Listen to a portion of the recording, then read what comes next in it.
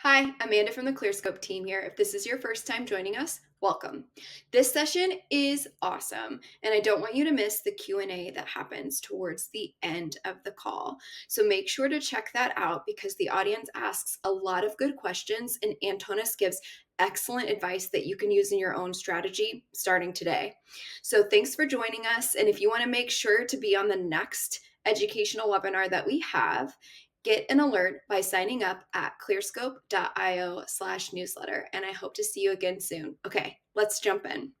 Let us pass the mic over to Antonis. Antonis Dimitriou is the SEO lead at Minuttia, an organic growth acceleration agency for B2B SaaS companies. He specializes in content-focused SEO strategies and has a keen interest in discovering unconventional tactics. He's also a strong advocate of human-written and human-centric content. He loves discussing SEO and content marketing and exchanging ideas with fellow digital marketers. Definitely find him on LinkedIn and X. We'll post the links to chat. Antonis, floor is all yours. Thank you very much, Bernard. So yeah, today's topic is basically how to align your YouTube and blog content strategy for success. And let's jump into our agenda. So this is about basically combining, the blog strategy and YouTube. It's not solely on, optimizing YouTube videos for YouTube search. So we're gonna show different tactics to kind of merge those two things. So we're gonna start with giving a definition when it comes to what is YouTube SEO. And we're gonna talk about other tactics, not only optimizing YouTube assets for YouTube search, but it's important to give a clear definition because in order to do this, we will have to optimize our YouTube assets. So then we're gonna see some ways to combine YouTube with our blog content, and then we're gonna give some YouTube optimization tips so everyone will be able to kind of start optimizing YouTube videos and increasing visibility on the platform.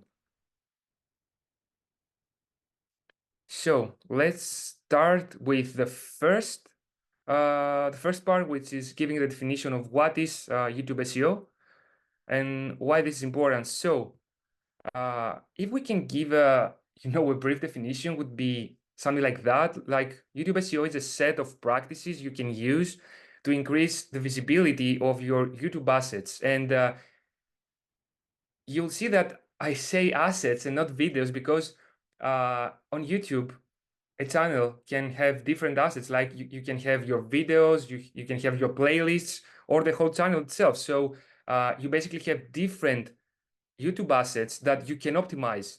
For example, you can optimize your playlist, for example, or you can optimize your videos. Each video can be optimized differently. And you can also optimize your whole channel to give more context to YouTube on, what the channel is about. So this is what YouTube SEO is. And we can also say that it's an organic marketing practice, of course. We're not leveraging paid advertising here. It's about helping viewers finding your YouTube assets easier. And it basically leverages the YouTube search function. So when we are creating video content with an SEO scope, we are basically trying to leverage the search functionality of YouTube, which means that we're trying to get consistent clicks because people will search for these terms. So we are not like, uploading a video and we just wait for it to get traction through our subscribers.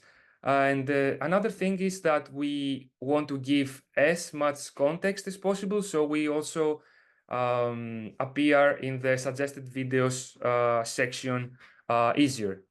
I bet you kind of, when you watch YouTube, you always watch the suggested videos and you kind of click to those. So this is how the journey starts. So yeah, this is pretty much what YouTube SEO is about. Another important thing here is that some marketers also leverage YouTube assets to appear on the SERPs, and this is mostly called video SEO.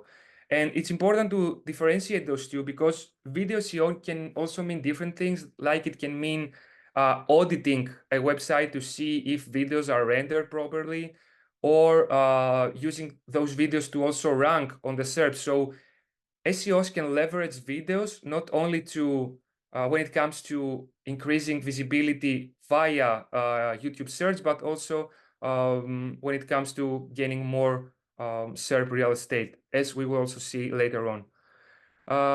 So yeah, let's go to the next phase, which is about how can you combine YouTube with blog content. We're gonna basically talk about 5 different ways and reasons why you can and should do this. The first one is to improve user engagement. The second one is to claim more SERP real estate, which is something that I bet most SEOs would like to do. I mean, it's all about the clicks anyway, when it comes to, the SERPs. Then we're gonna talk about how we can use videos to demonstrate firsthand experience. Then we can talk about different types of users. And the last one will be about multi-channel and why this is important. So let's start with the first one, which is about improving user engagement. This is a classic tactic that is one of the most common tactics that SEOs and marketers use to merge video with blog content, and is about basically embedding a video inside a blog post. And this is very important for 2 reasons. The first one is you create kind of a content mode.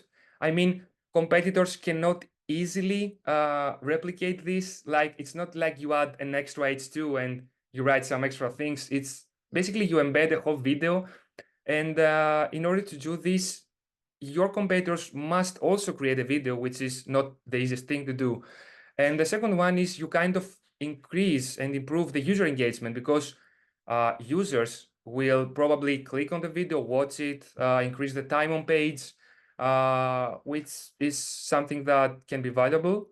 How can this be done? You can actually see if there is search demand for the topic you are covering in your blog post on YouTube. So an easy way to do this is by using YouTube's autocomplete, as you can see here.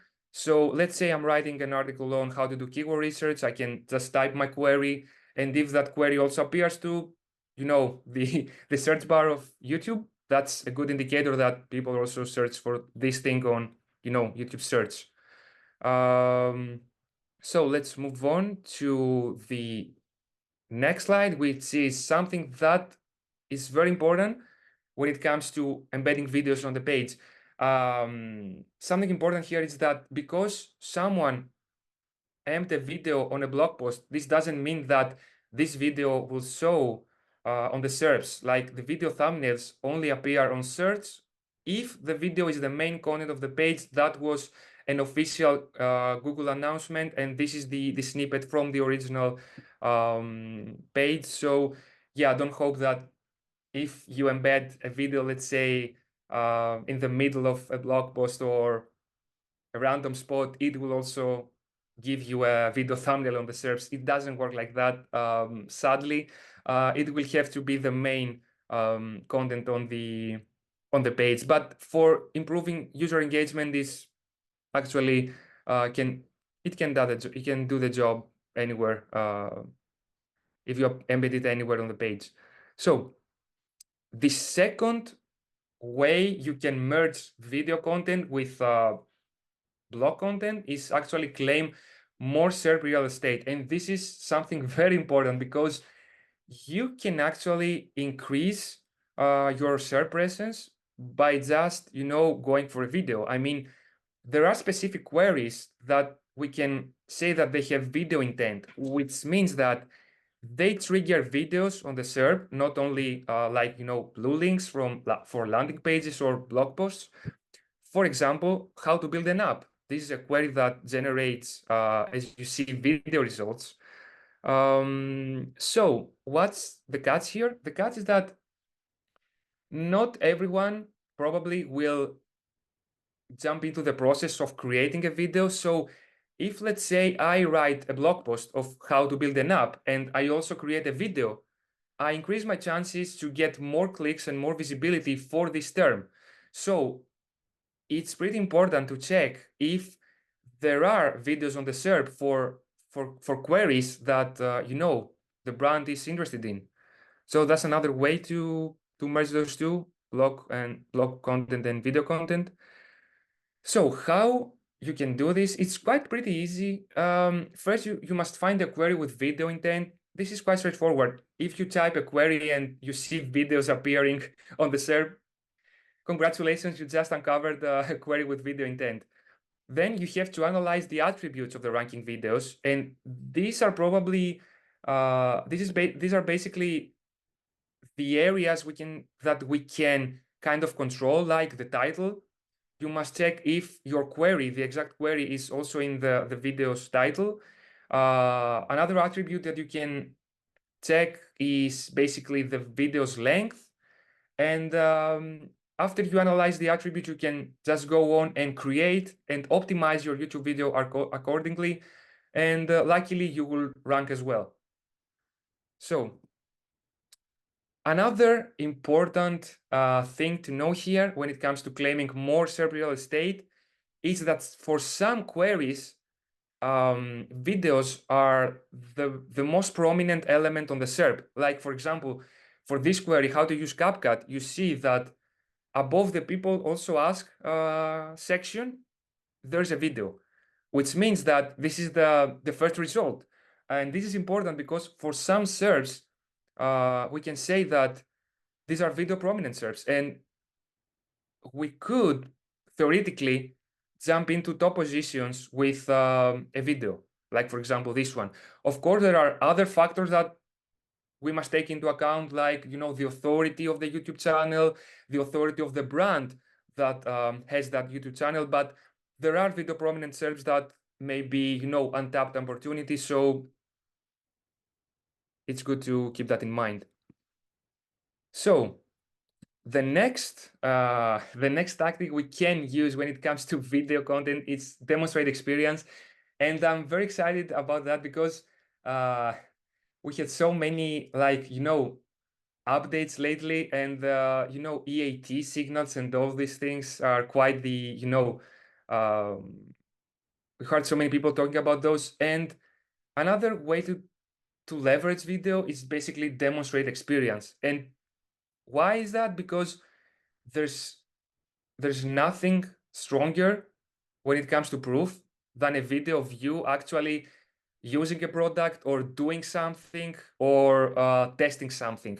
Like, for example, if I'm writing a content piece about reviewing a product, I can also create a video about this product. That this can be something like unboxing or review, let's say, and I can also embed this video on my blog post. This is a great way to demonstrate experience, and this is also a great way to also increase user engagement, as we saw on the first tactic. And of course, this is something that competitors cannot easily do. I mean, everyone can write a blog post about using a product, but if you don't have actual experience using that product, I mean, yeah, you cannot create a video.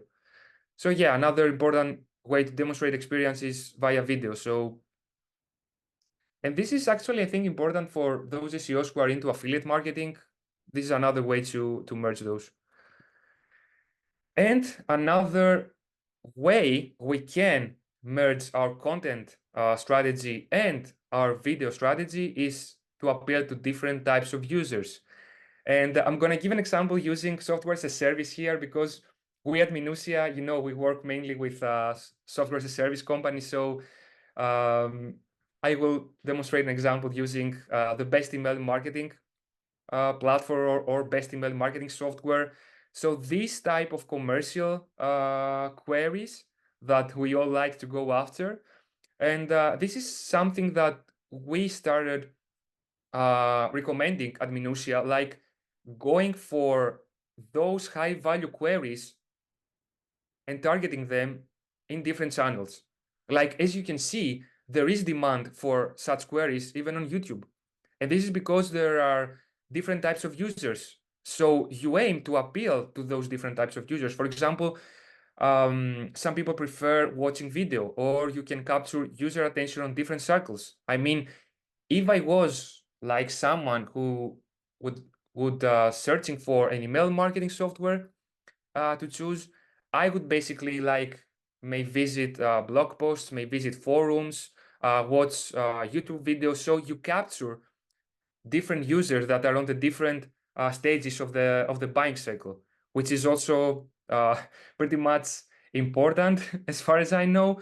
And something else I want to point here is that not everyone consumes the same content type with the same intensity. Like, for example, yeah, everyone might read blog posts, but many people may prefer watching like 50-50, like, videos and blog posts. So you kind of appeal to different users. Pretty strong, in my opinion. And let's see that there is such demand. Like, for example, you see that for best email marketing software, this is basically this, as we can call it, the video SERP of YouTube. As you can see that there's a healthy amount of views for these videos. And so yeah, I would love to see more like brands leveraging video content for such queries. I mean, it will bring so much value, and I believe it's pretty untapped, to be honest. So much opportunity there. Anyway, yeah, let's go to the final way to basically combine video content with the blog content. And I got many things to say here, because going multi-channel is extremely important, and there are many ways here. First of all, SEO is not, and content marketing in general is not as it used to be. It's not like, okay, I have my blog, I will write some articles targeting those queries, I will rank for those queries, and I will get clicks. No, it seems that Google, and we kind of seeing this all the time, especially in the latest, updates. Google favors brands, and this is the best way to build a brand. Is basically be, let's say, it omnipresent on the web, like not only relying on a single channel, like not only relying on the blog, or not only relying on my, let's say, LinkedIn profile. So going multi-channel, apart from getting more views, and apart from making the brand more powerful when it comes to building a brand, it also gives better signals to search engines that, okay, this is a solid brand, and this is a brand that kind of, is legit and exists in different channels across the web. So another thing to consider is, another reason to consider video is this. And this is basically something that merges every tactic we kind of mentioned before. So what I mean here is that by going multi-channel, you kind of do everything. You have the assets to also use in your blog content. You also have the assets to repurpose and even use on your social media or send via your newsletters. And you also can appeal to different types of users. So basically, when you add video to your overall content-led SEO strategy, you create an advantage, not only for to create a moat that competitors will not be they will not be easily, they will not can so easily copy, but you also enhance your brand signal. So the other reason to use video content is this: go multi-channel. So this is the last phase of this webinar, and is about YouTube optimization tips. Of course, these are not, the everything you can do to rank on YouTube, but it's a solid list of things you can do to increase the visibility of your YouTube assets. So before I start discussing those tips, let me say that something very important when it comes to the visibility of YouTube videos is basically how users interact with the video. So apart from doing this, let me call them on-page optimizations or on video, as we can call it, because it's, for YouTube. You have to consider other things like the opening hook, like the script itself. The script should be good, of course, and be engaging. And you also should consider how you edit the video, or the things you say, and the visuals, everything, to keep the user engaged, because engagement signals are huge when it comes to ranking videos on YouTube. And without having good engagement signals, even if you do these things, I guess the result will not be the best. But these tips here are a great starting point for everyone who want to have a very good, let me call it on video optimization. So the first thing you can do is basically use your query in your file name. This is very simple. Like, instead of having a random file name, like for example, random numbers and letters, just go for your focus query, like for example, digital PR or keyword research or how to use CapCut, etc. Then you have to use your query in your video title. So the video title is very strong. It's basically like a title tag. So yeah, use your query there. And you can also use your query and other relevant terms and entities, because using also entities improves the context of the whole video. So use your query and other relevant terms and entities in your video description.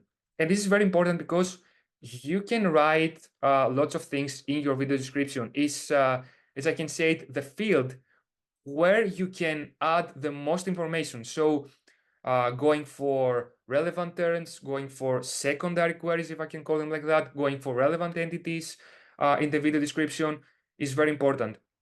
An example here, like let's say I'm creating a video about link building.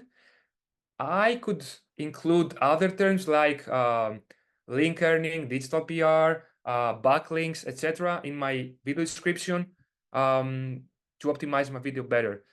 The other tip is to use relevant video tags.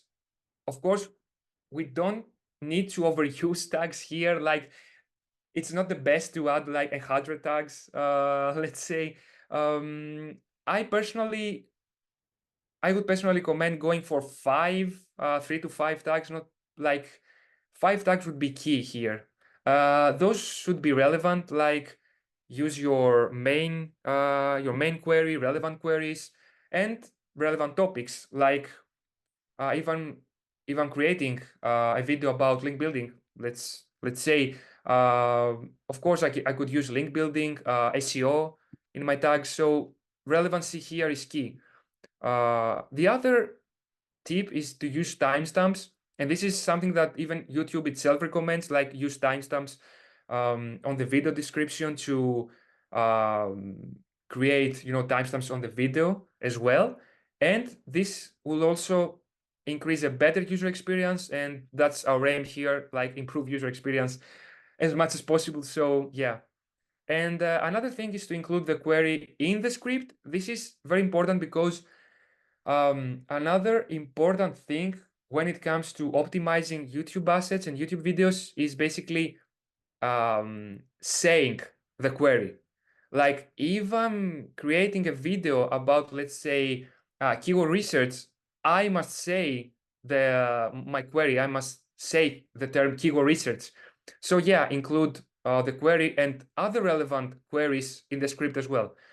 And of course, add closed captions, because this will improve the accessibility, and this will also appeal to users who don't like to, have sound, and they still want to watch the video. For example, someone might want to watch the video while traveling, but let's say this person doesn't have, headphones. So yeah, add closed captions.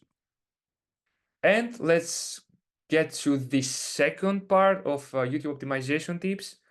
hook users with a strong intro. This is key because, as I said earlier, user engagement is very, very, very important when it comes to optimizing YouTube videos for search. And hooking users with a strong intro is key because you also making them stay and making them want to watch the video. So it's pretty important. And to be honest, strong hooks are important everywhere, from blog content to social media to everywhere. Another tip is to add info cards and end screens. Those are very important because they can also improve user engagement. And especially when it comes to end screens, you kind of transfer your viewer to a next video. So an end screen is basically something like the related articles. Like when you read a blog post and you reach to the bottom and you see there's a section about, related articles. So you kind of create a content funnel and you kind of guide your user to the next content piece. So end screens, very important. And they also increase the time a user stays on your video assets and on YouTube, which is also positive for the algorithm and can also contribute to better YouTube rankings. The other one is to prompt users to comment or share the video. As I said, user engagement and user interaction when it comes to your video, like for example, commenting, sharing, everything, like liking the video. These are key, and we must prompt users to comment, like, or share the video to create, more user engagement signals. And these are key for, of course, ranking the videos in better positions and increasing visibility. Of course, use a CTA. This can also be done in the video description if you want, like, the user to check another asset, like for example a relevant blog post. We can also use a CTA in the video description as well. And then we should also optimize the video's length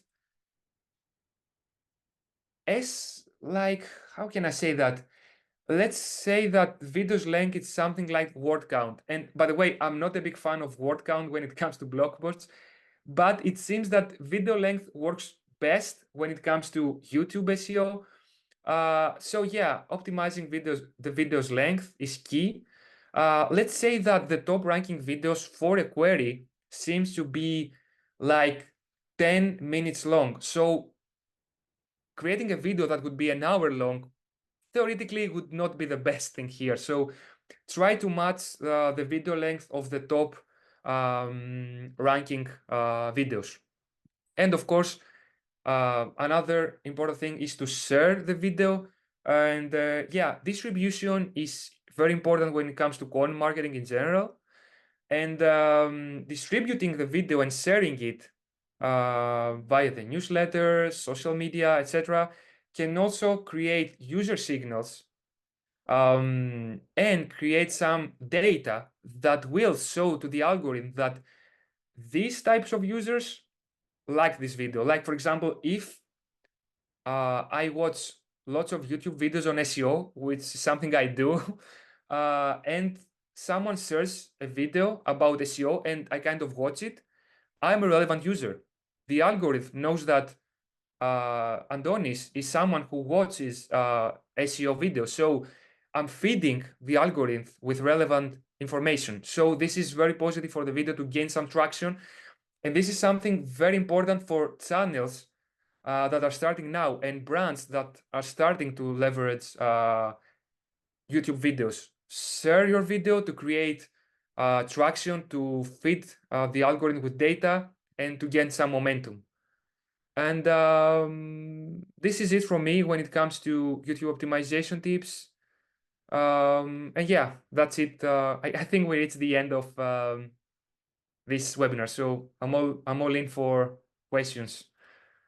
Antonis, fantastic presentation. I learned Thank you a very ton much. in terms of optimizing both blog posts that have video embeds and also trying to get our own recorded webinars and content boosted in terms of YouTube SEO. We have a bunch of questions already from the audience, All so right. I'm going to go ahead and ask you them. But before I do, I wanted to ask you one of my own questions, which is selfishly, which is, what are your thoughts about using other people's videos in your, like in embeds on your blog content? Does it make a big difference? Should we do it? Should we always stick to creating our own content and embedding those videos? What are your thoughts about embeds for other people's content on our blog, like other people's video, YouTube embeds? That's a very, very good question. And well, I would answer as an SEO, and I would say it depends. I'm personally not against it, but I would probably only do it if the video will be truly valuable to the user, and if the channel would be, kind of a trusted source or an authoritative source. Like, for example, I wouldn't aim the video that it's from, a random channel or a random YouTuber. So I'm not against it. And by the way, this is another way to showcase that you know what you talk about. Let's say, because experience, you can also curate experience. So yeah, if the video is valuable and you think that the source is legit, yeah, I would say go for it. I'm not against it, and I've actually done it in the past. So yeah. Great. Awesome. Yeah, that makes sense. All right. So some questions from the audience. We have Ben who asks, what is the best tool to use to see what keywords have video intent and how to track how your videos are ranking for the term?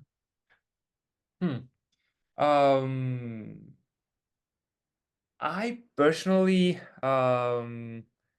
uncover video intent queries via two ways. The first one is the manual way, like I have my list of queries, and I then go to, when I actually try to uncover the general intent, because you will have to check the SERP for analyzing it and uncover the intent of the query anyway. You can also check if videos pop up, and another tool I use is basically Ahrefs. So yeah, using Ahrefs, you can kind of filter out and see if a SERP returns videos. And you can also do that on Content Explorer. Got it. Yeah. And then I have a follow-up question here. It's like when we're talking about videos, I think there's two formats that Google appears to like in regards to YouTube. There are the featured video snippets, the big blocks, and then Yeah. there are the video carousels, which are, I think, the ones that we mostly are familiar with. How do you think Google is selecting the featured video and what happens in the video carousel? Is it always the top 3 videos that Google or YouTube is serving for that same search? Or have you seen that there's differences, and what are those? Well, to be honest, I don't personally have enough data to give a definite answer to that. I would say that in general, it kind of may depend on the query itself, because as I like to say it, every SERP is different and every niche is different. So when we're going to tackle those different types of videos, I would say that SERP analysis is the best thing to do. I don't have like data that showcase that, okay, this is what this is the truth, like what you should do for the carousels, and this is what you should do for the other types. So I would say yeah, analyze the SERPs. The best thing is to actually try to see the commonalities between those videos. Like, I know it may sound cliche, but identify some patterns here. Yeah, absolutely. Cool. Then we have a handful of questions from Susan. So I'm going to dive into those. Susan asks, once we get people watching our videos, what are the chances they will then go to discover our website? Do cards and a note in the show notes work? Are there any other considerations that I should be taking to direct YouTube visitors or watches to website traffic? Well, that's a very good question. And well, I guess this is mostly that's mostly had to do with creating a funnel. And I would say that the best thing you can do is actually try to leverage every possible section or element that could turn those visitors from YouTube viewers to website visitors. I mean, you can also leverage, of course, the video description. You can place call to actions there, as we already said, and links to the website or relevant pages and even landing pages. It doesn't have to be only, blog posts. For example, for a more commercial intent query, like let's say something about a review or the best X software, as we said earlier, like for example, the best email marketing software, you can also add specific landing pages, like for example, a sign up page would be more closer to capturing that user. End cards, I would say they work, but using verbal call to actions, using in video elements, like for example, showing users, like for example, click here, or telling them what to do, and also leveraging the video description and even the first comment, because you can also use the comments.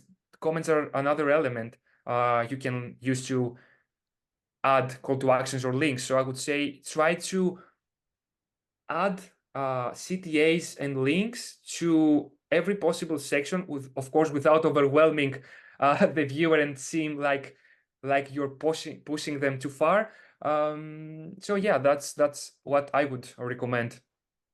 Yeah, that's fantastic. I have a follow-up question. So I'm going to skip some ordering here from an anonymous attendee who is asking, what is the click-through rate on YouTube affiliate links placed in the description compared to a very well optimized affiliate website?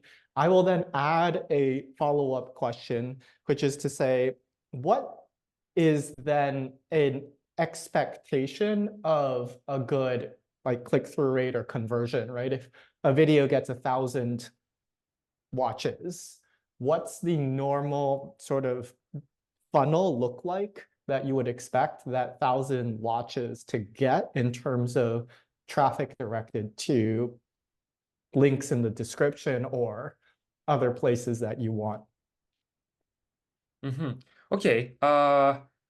When it comes to the first question about the affiliate links, to be honest, I don't have experience with affiliate marketing, but I would say that this may depend on some different factors. Like, I would say that the content itself, like how the affiliate or the content creator presents the topic, how salesly it kind of seems, and I would also say how comprehensively the topic is covered. Like, for example, I would personally click on an affiliate link if I felt like the person that's doing the video doesn't try to just get the commission. I don't have an answer when it comes to CTRs for affiliate links because I haven't done affiliate marketing, but I would say I would approach this as a more user-centric video, like try to actually provide value, try to actually help the viewer and kind of recommend that, okay, this is the information I'm providing to you. You can also try this product or this software or etc. By visiting this link. So that's how I would approach it. Got it. Okay. Yes, it depends, as it always does. Yeah, depends. All right. Susan asks, how would you go about optimizing a playlist? This is a YouTube playlist. Yeah. Well, playlists are basically assets that you also have to optimize their title. Like, for example, let's say you have a playlist about, I don't know, email marketing. Instead of just giving it a random name, you should consider the queries that could match with this playlist. Like, for example, if you type, let's say, email marketing, and you see the playlists that are ranking on the YouTube SERP, as I can call it, you will see that some of these playlists may have specific titles. So I would say try to see how these playlists are naming their titles and go for something similar. And if you don't see playlists with query heavy titles, like they're more generic, just try to make them as contextual as possible. Like, for example, name your playlist, like, for example, email marketing 101, I don't know, or email marketing tutorials or something. So it basically has to do with optimizing the name of the playlist. And of course, the videos in that playlist, I would also say that they have to be relevant. Like, if you create a playlist about email marketing, include videos about email marketing as well. Yeah, that makes a lot of sense to me. Susan comments and says that's a fantastic answer. Thank you, Antonis. Thank you. One last question from Susan currently. It's about video tags. You did talk about it in your presentation. You're like, okay, don't, use hundreds of them, use them sparingly. But Susan asks, I heard that video tags no longer really matter in YouTube and that you don't need to spend much time on them. Is that no longer true? What are your thoughts on video tags? Well, for sure, I think there are elements that are, stronger when it comes to ranking signals, like, for example, the title, the description. Yeah, for sure. We mustn't spend so much time on tags. That's why I said we don't have to overuse them. And like 3 to 5 tags, I would say, would be cool, just to give a context to the video. Like, for example, if I was creating a video, let's give an example. Let's say I'm creating a video about link building. I don't have to add every possible tag about building links. I would go with my main query, of course, link building strategies, let's say, backlinks, etc. So I would say that fewer but more relevant tags would be better. And yes, they are not the strongest SEO factor for YouTube videos, but I would add them anyway. You don't have to overcomplicate them. Just add some relevant ones and you're good to go. Add some relevant ones and you're good to go. It's Yeah. it's a nice, simple answer. I am now going to dip into the chat for some questions that we've been having surrounding embedding versus YouTube embedding versus self-hosting. I think there's a combination of all of these, and I'm trying to assemble the right question. I think that the main question is, should you self-host your embedding? Is there a big difference to doing that versus uploading it to YouTube and essentially gifting your content to the Google ecosystem? And when you do that, what are some schema implementations that you should also consider? And this is just related to both cases if you're embedding YouTube videos on your own blog post and Yeah. also uploading video to your own servers? Well, this kind of touches more on the technical SEO side of things. I would say that something that should be taken into account is, of course, page speed here. I personally am a big fan of using embedded videos. I personally seen good results when it comes to embedding videos. And I also think that it's kind of, a good way to not interlink your assets, but have them connected. I don't think it's like make or break. Like, for example, the one versus the other. It will not make or break your whole strategy for sure. I think it's mostly when it comes to page speed factors. And I would also say that I would personally say that there's nothing wrong with embedding the videos.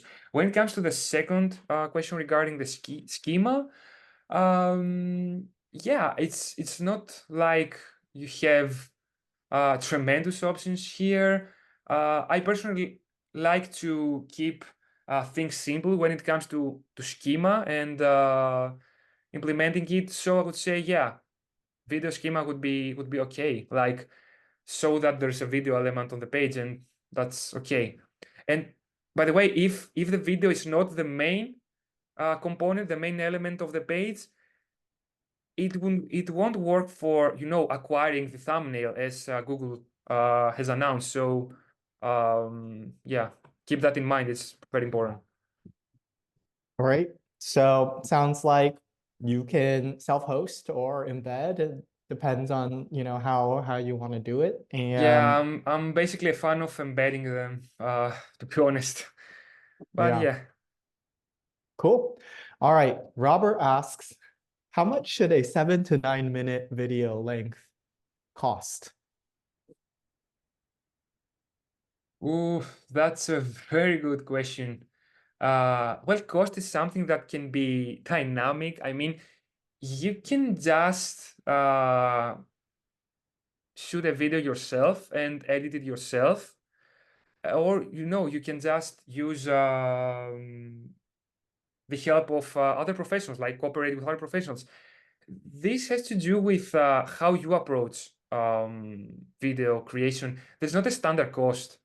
And to be honest, I think things shouldn't be as complicated when it comes to video content. I mean, I would focus mostly on the try to keep the video valuable, informative, and engaging.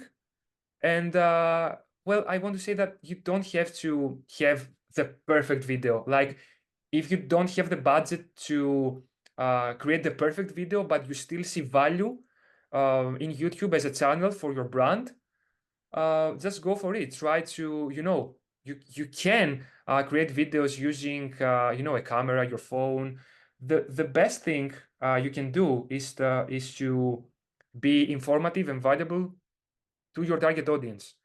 So I don't have a fixed answer when it comes to cost, but I would say that if budget is something that you have difficulties when it comes to budget, you don't have to have the perfect video. Just try to make it engaging, try to make it as optimized as possible, and yeah, try to cover topics that your ICP and audience would love to listen to.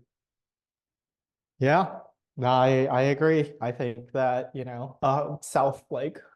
self-film the video for Yeah, certain product reviews that costs almost nothing could be a fantastic fit yeah, for product reviews, while something that's more of a, direct to consumer sort of product could cost millions of dollars for the same amount. So I think it's really going to yeah. vary just depending on audience and goal. Yeah, and I All think right. that many users today value authenticity, Mhm. especially now that short form videos are on the rise. I don't think that people in general are looking for the best video when it comes to production. I think they kind of want an engaging and to the point and informative video. Well, that's something I, as a viewer and user, would like. And based on my experience, that's what users want anyway. That's what users want. Always give users what they want, right? Yeah, That seems to yeah, be the recurring theme of what these algorithms are really trying to unpack for us. All right, I yeah. got a few more questions here. Cassie asks, can you share a few B2B SaaS YouTube channels that are great examples you have seen before? Oh, that's very interesting. I don't have something at the top of my mind right now. I would say that B2B. Yeah, I can't think of anything right now. I love Ahrefs, the Ahrefs channel, to be honest. I kind of watch lots of videos when it comes to SEO, and I'm the type of guy that don't like to read blog posts in specific like in specific times in a day, like at night. I prefer watching videos. So yeah, I think that Ahrefs does an incredible job because the videos are optimized, the topics are the topics satisfy the ICP. Yeah, that's if I would say one, yeah, Ahrefs. Ahrefs, yeah. Sam does a fantastic job with the videos and content there. Yeah. All right, we have two questions. I'm going to merge them together. Anonymous Okay. and Elizabeth asks, what are your thoughts on YouTube Shorts? Does this video content contribute to YouTube SEO? If so, how do we optimize for this? That's huge. Yeah, YouTube Shorts are huge. I think kind of the algorithms loves them, and they're pretty easy to kind of made because you can actually repurpose a longer video into a YouTube Short. I think they should be part of the plan and the overall, YouTube or video strategy, because it seems that they draw lots of views because users love them, the algorithm loves them. As for optimization, I would say it kind of overlaps with the tips we showed earlier, like try to have a distinctive, title, and try to hit every element that adds context of what this specific short is about. So yeah, my answer is YouTube Shorts are great. Yeah. They're great. Yeah, I'm like, I know myself, and then I click on one, and then I look up and like an hour is gone, and I'm like, oh my God, where did that time go? Yeah. I just some extra like context and flavoring here. We've tried YouTube Shorts at Clearscope. And I think that another thing that you may want to consider, I know we're mainly talking about a lot of things in B2B software as a service, is that YouTube Shorts draw a certain mindset when people are watching them. And at least in the B2B SaaS like industry, we found it very difficult to compete with, how to do keyword research or something as a YouTube short when, there's cute golden retrievers and like cat videos that are going to just get a lot more engagement. So that was our one like foray into it. I don't know if it's since changed, but that's how YouTube Shorts were for us. We have one last question here. I'd love to hear some thoughts about AI and how to implement it in any YouTube strategies. Irene, I believe, is referring to the fact that there are now AI models that can generate video.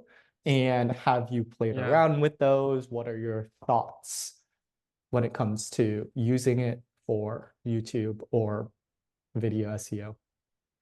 Well, we see that AI is starting to kind of be regulated, like you have to kind of mention if an asset was generated by AI.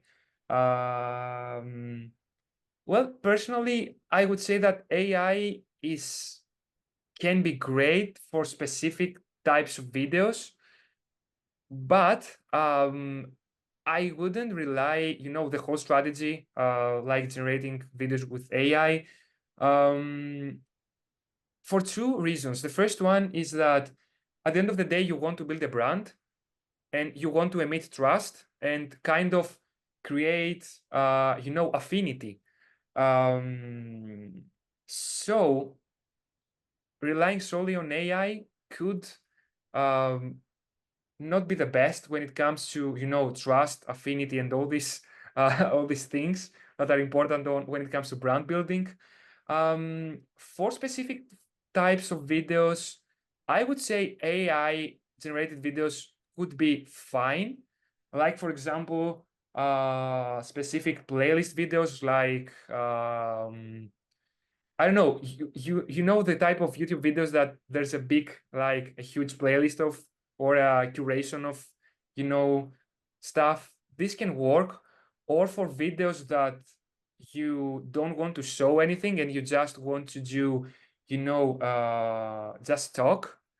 For example, I would say this would be a good option, but I think the best way to leverage AI when it comes to a YouTube strategy is use it for improving the script, recommending hooks, recommending better titles, coming up with ideas. I mean, yeah, that's how I would leverage it. But for the most important videos and based on the brand, of course, and the channel. Like, for example, if I were a B2B SaaS, I wouldn't leverage AI. I would try to create personas that I would like, show in my videos. Yeah, I think that that's a fantastic answer, right? In an era where engagement is coming out as one of the dominant factors Yeah, that and algorithms care about, will AI thrive in certain cases? Like what you're yeah, saying, it sounds like I have certainly watched at least some videos where it's just like a voiceover on top of, yeah, this can like work. a script or some like pieces, and I think those could work for certain like use cases for sure. Yeah, when you're only about the narrative, this can work, but I don't know. I'm afraid that we don't want the whole web to be AI generated. I mean, at the end of the day, those who don't overuse AI will stand out if the whole web is flooded with, AI generated assets. Yeah, perfect. Well, we're right at the hour, and I think I can speak for all of our audience when they say that this is some fantastic content that you presented and gave us. We're so thankful for having you as our special guest Thank you. for Thank you very much, today's Bernard. webinar. And before we drop, Amanda put it in chat, but I do want to call out that we are having an amazing panel lineup for our next webinar. That is the March core update. We'll have Ethan, Barry, Aleda. You've known these names around for a talk on all the craziness that we see happening in SERPs. So make sure to tune in to the next one, and hope you all have a fantastic rest of your week. Take care. Thank you, everyone.